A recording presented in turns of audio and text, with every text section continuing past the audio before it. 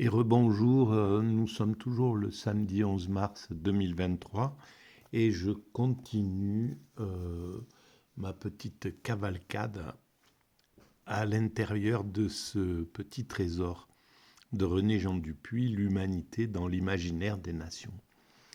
Alors, c'est la, ça traite de la montée, à mon sens, hein, c'est comme ça que je l'interprète, parce que j'en suis au tout début et je découvre en même temps que je le lis, donc dans ces vidéos.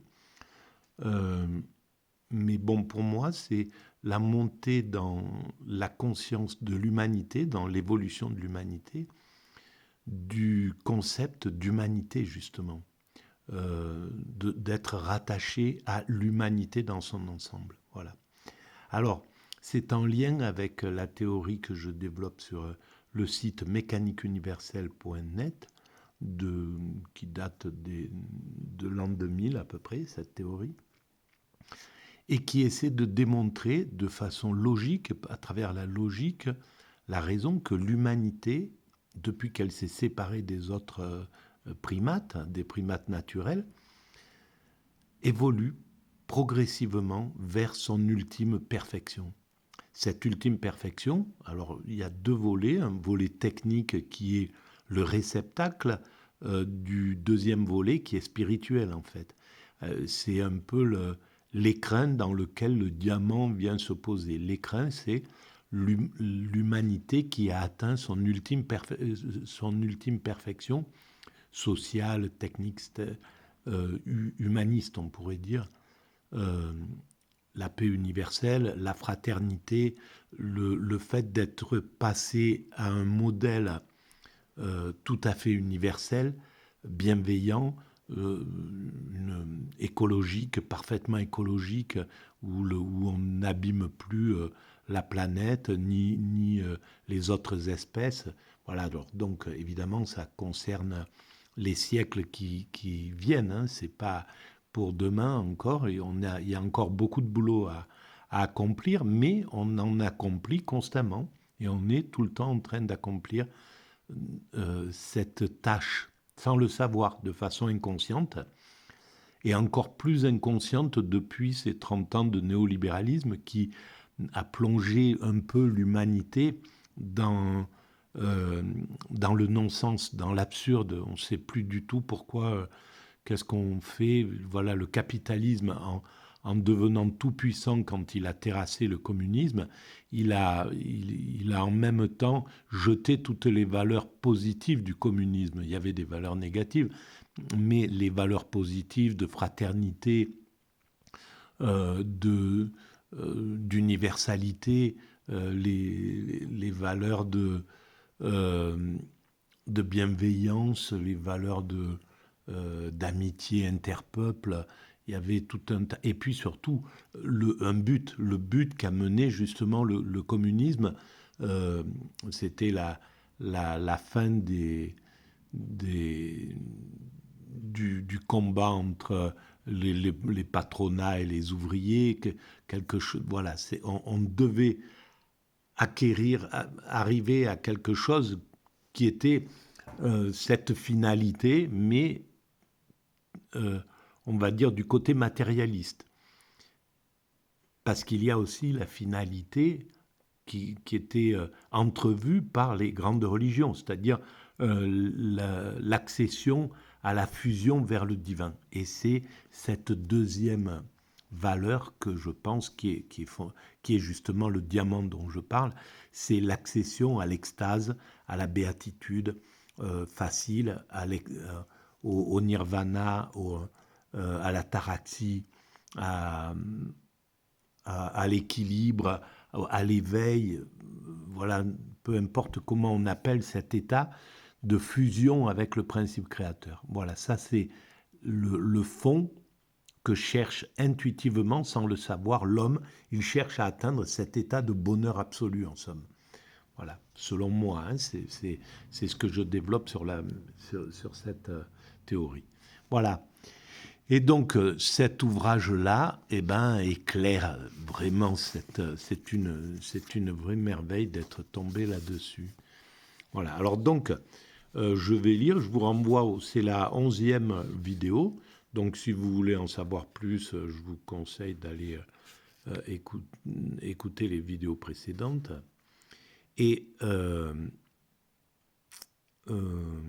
et si vous pensez que cette théorie doit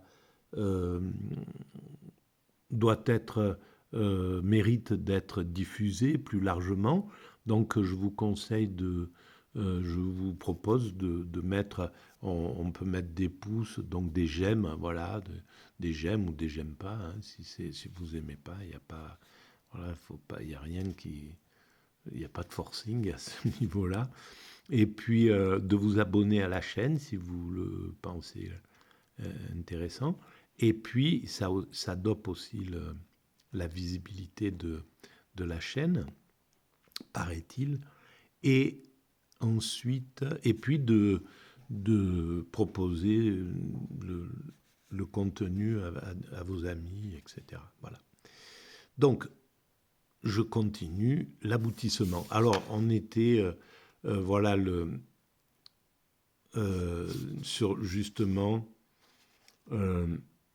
la partie un peu politique avec le communisme d'un côté, suivi le marxisme qui décline de la théorie d'Hegel, qui voyait l'évolution, qui pense l'évolution de l'esprit en fait, et qui a donné deux versions, une version matérialiste, c'est-à-dire justement le marxisme, qui pense que bon, ben, l'idée de Dieu, elle est à écarter, il n'y a pas Dieu, c'est une pensée athéiste, et donc c'est juste techniquement qu'on doit faire évoluer l'humanité pour le bien des êtres humains, mais sans visée spirituelle en somme. Et puis il y a la vision spirituelle qui s'appuie sur les grandes religions pour qui on doit atteindre voilà, l'ère messianique ou l'ère de fusion avec le divin à travers l'extase. Voilà, donc je lis. L'aboutissement. Quelle humanité achevée l'imaginaire a-t-il élaboré? Point d'interrogation. Les modèles sont multiples. Voilà, alors quelle humanité achevée, quelle finalité? C'est exactement ce que je travaille sur la mécanique universelle. Cet ouvrage a été écrit en 1991 par René Jean Dupuy. Donc c'était pour moi extrêmement novateur. Je ne connaissais pas du tout l'existence de ce philosophe, parce que je pense qu'il est c'est vraiment un philosophe pour moi. Sinon c'est un juriste et qui s'intéresse justement à l'évolution de l'humanité au niveau juridique, je pense. Alors, quelle humanité achevée l'imaginaire a-t-il élaboré, a-t-il imaginé? Les modèles sont multiples. Le thème de l'accomplissement qui leur est commun évoque une communauté universelle qui, ayant réalisé ses potentialités, n'éprouverait plus de besoin ni de désir. C'est exactement ce que je pense. On concrétisera, l'humanité sera techniquement concrétisée et donc il n'y aura plus qu'à contempler, qu'à s'aimer, qu'à voyager, qu'à se rencontrer, qu'à jubiler de l'existence en fait. C'est ce que nous construisons, à mon sens. Voilà. Communauté qui, ayant réalisé ses potentialités, n'éprouverait plus de besoin ni de désir. Ayant surmonté tous ces conflits, l'humanité aurait atteint l'état de béatitude sur une terre de grâce et de merci. C'est ça qui est incroyable. Singulier dénouement, acceptable en religion, car les bienheureux se rassemblent après cette nouvelle naissance qu'est la mort. Mais il y a aussi cette idée d'apocalypse, c'est-à-dire sur Terre, le- l'imposition de Dieu sur Terre. Et Dieu, c'est l'amour, selon les religions, donc c'est l'imposition de l'amour sur Terre. Voilà le moment où le loup et l'agneau se coucheront dans la même couche. Enfin, symboliquement, il y a, tout est dit dans l'Apocalypse. Voilà. Et je pense que c'est la réalité, c'est ce qui se passera exactement, d'après mon analyse. Dans la perspective d'une humanité consacrant son salut, alors son salut, voilà, temporel, deux séries de questions ont suscité des réponses différentes. L'humanité sera-t-elle unifiée ou diversifiée, immanente ou transcendante? Ah, c'est là où ça rentre dans le... C'est très important parce que ça va me permettre de rentrer dans ces questions un peu des prospectives dans lesquelles je ne suis pas allé en réalité. C'était, voilà, je me suis contenté de dire, voilà, l'humanité va vers son ultime perfection. C'est la base, c'est juste pour que l'humanité prenne, aider l'humanité à prendre conscience de son sens, juste pour éviter d'évoluer de façon inconsciente, c'est-à-dire antagoniste à travers la violence, la guerre, la haine d'autrui, voilà, le mépris des autres, etc. Et donc, si l'humanité prend conscience de son sens, et si tout le monde est d'accord avec ce sens, eh ben c'est fini, on n'a plus besoin de guerre, on n'a plus besoin de compétition violente, on peut passer sur une compétition ludique entre les États, on peut, voilà, une compétition qui bienveillante, quoi. C'est très possible, puisqu'on sait le faire normalement pour les Jeux Olympiques, des compétitions respectueuses. On peut faire ça au niveau du business, hein, voilà, et voilà, ça veut dire que les dominants, parce qu'en fait, c'est eux qui imposent cette compétition violente. C'est le capitalisme qui aime ça, parce que ce sont des compétiteurs violents.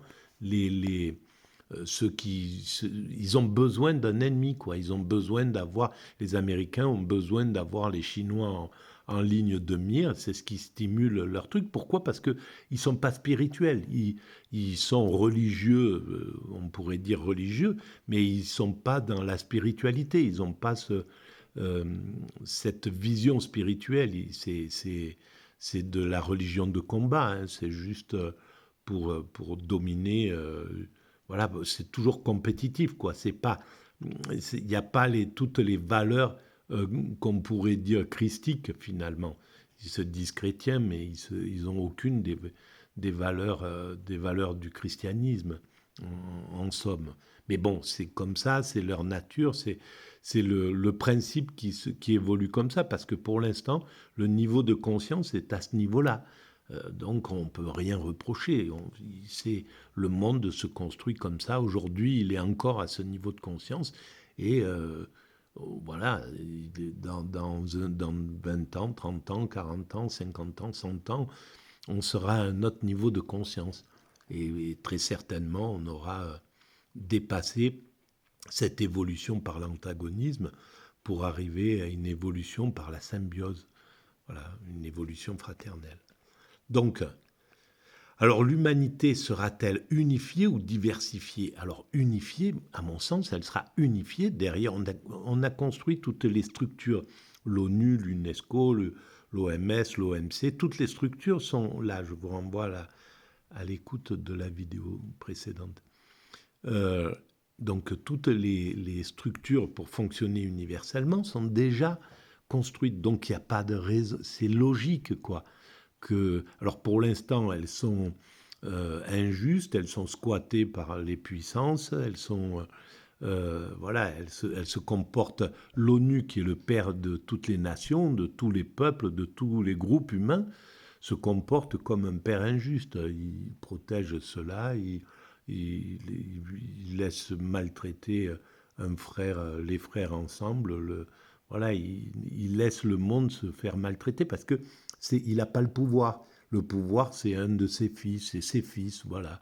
C'est les Américains qui ont le pouvoir à l'ONU, c'est l'Occident, une partie. Maintenant, voilà, il y a les pays émergents qui commencent à arriver. Et à un certain moment, l'ONU deviendra juste et aura le pouvoir sur les autres, sur ses enfants, en fait. Voilà. Et les enfants devront obéir. Les Américains devront obéir à l'ONU, à un ONU juste. Les Chinois devront obéir à l'ONU, à un ONU juste, ouais, etc., etc. Et là, voilà, on commencera à évoluer de façon consciente et bienveillante. Alors, elle sera plutôt unifiée, mais tout en ayant ces diversités, quoi. Les diversités sont là, sauf elles seront secondaires. Ça sera plutôt folklorique. C'est comme, je ne sais pas comment on pourrait dire, ben les, la France, ça a unifié la langue, le pays d'Oc, le pays d'Oil, et le pays d'Oc et le pays d'Oil, qui étaient à un certain moment prépondérants, etc. Ben maintenant, ils sont folkloriques dans la France. Ils sont pas, voilà, ils sont plus en lutte où il n'y a plus les petits fiefs qui pouvaient se battre à l'époque où, avant que la France soit unifiée, c'était des petits princes régionaux qui se battaient constamment les uns contre les autres. Voilà, ben, c'est ça. Alors, immanente ou transcendante, ben, elle sera les deux. Parce qu'en fait, je vous renvoie encore à la lecture, à l'écoute de certaines vidéos précédentes, bien avant celle qui travaille cet ouvrage-là, mais sur celle qui traite de Dieu, l'homme est divin, en fait. Il est transcendant, il est construit de, de la même chose qui a créé cet univers. Ce qui a mis en œuvre cet univers et qui compose l'univers aussi. Donc il y a 13 milliards d'années ou 14 milliards d'années, euh, voilà, qui a initié cette création curieuse, étrange, incroyable, qu'on ne peut pas comprendre, et qui compose l'essence de cet univers, les particules élémentaires, dont nous sommes faits. Nous sommes faits de ça. Donc nous sommes faits du divin, en fait. Tout est divin. Nous sommes faits de, de ce divin. Donc nous sommes faits de cette transcendance. Mais en même temps, nous sommes dans l'immanence. Nous sommes dans dans l'incarnation. Nous sommes derrière. Alors la vision unitaire ne manque pas de confusion. Des poètes aux utopistes, en passant par Marx, l'imagination ne parvient pas à se libérer du flou. Livré au rêve de l'unité, Victor Hugo écrit dans la préface des Burgraves. Voilà, et c'est peut-être ce que, je me permets de rajouter ça, peut-être c'est ce que a fini par unifier la mécanique universelle. Parce qu'en fait, tout est, tout est juste. Voilà. Unifié, diversifié, immanence, transcendance, etc. Tout est matérialisme, euh, euh, mince, matière et esprit. Enfin, tout est. Voilà, c'est ce que. Je m'exprime mal, excusez-moi. Bon, bref, allez. Donc, Victor Hugo, avec la préface des Burgraves. Oui, la civilisation est la patrie du poète. Cette patrie n'a d'autre frontière que la ligne sombre où commence la barbarie. Oui, la civilisation est la patrie du poète. Cette patrie n'a d'autre frontière que la ligne sombre où commence la barbarie. Un jour, espérons-le, le globe entier sera civilisé. Tous les points de la demeure humaine seront éclairés. Et alors, sera accompli le magnifique rêve de l'intelligence, avoir pour patrie le monde et pour nation l'humanité. Eh bien, à l'époque de Victor Hugo, 1800 et quelques, c'était qu'une utopie, c'était que un espoir, une pensée, c'est clair, mais évidemment, il y avait des révolutions naissantes, voilà, il a participé aux révolutions qui donnaient cet espoir-là de pouvoir arriver peut-être à ce monde-là par la violence de manière brutale et rapide. On se rend compte maintenant que c'est pas possible. C'est juste ça amène juste à monter d'un escalier une marche vers cela. L'humanité, elle a son rythme et on ne peut pas l'accélérer. Si on l'accélère, on, on, on commet une faute en fait en voulant accélérer l'humanité. Parce que ce qui prend le pouvoir, c'est la violence en réalité. À la sortie de ça, et après, il y a un retour à l'ordre. C'est ce qui s'est passé avec la Révolution française. La violence s'est imposée et derrière, il y a une sorte de retour à l'ordre qui revient. Alors, on a progressé, on a avancé, on est arrivé dans la République, on est sorti de l'aristocratie pour arriver à un principe démocratique, etc. Mais l'utopie, les rêves qu'ils pouvaient former, tous ces révolutionnaires, ben, quoi qu'il arrive, ils finissent mal. Et c'est la même chose justement avec la révolution russe. Elle a été fondamentale pour l'évolution de l'humanité. Elle a amené l'idée de fraternité entre les peuples, puisque là, tu pouvais être du Kazakhstan, de Pologne, d'Ukraine, de Russie, etc. Et ils ont essayé de faire que tous devaient être fraternels, quoi. C'était la fraternité qui devait unifier ces peuples. Alors ça, voilà, l'homme, il est humain. Ça a amené des choses très importantes, l'idée d'égalité entre les hommes, entre hommes et femmes, etc. Mais il y a eu des problèmes aussi, puisque ça préconisait la dictature du prolétariat, et toute dictature, qu'il soit du prolétariat ou des guerriers, c'est la même chose, et ça conduit au pire. Voilà. Donc, et ça, c'est clair que cette idée, elle est grandiose. Et alors, aujourd'hui, cette vision, elle est plus pertinente encore, parce que à son époque, l'ONU n'existait pas. En 1850, les injustices étaient énormes. Et puis, on voyait bien qu'on ne pouvait pas changer les choses brutalement, qu'il y avait une sorte de léthargie. Le patronat, à l'époque, c'était une aberration. Quand on lit Victor Hugo ou quand on voit ce qui se passait à cette époque-là, c'est hallucinant, quoi.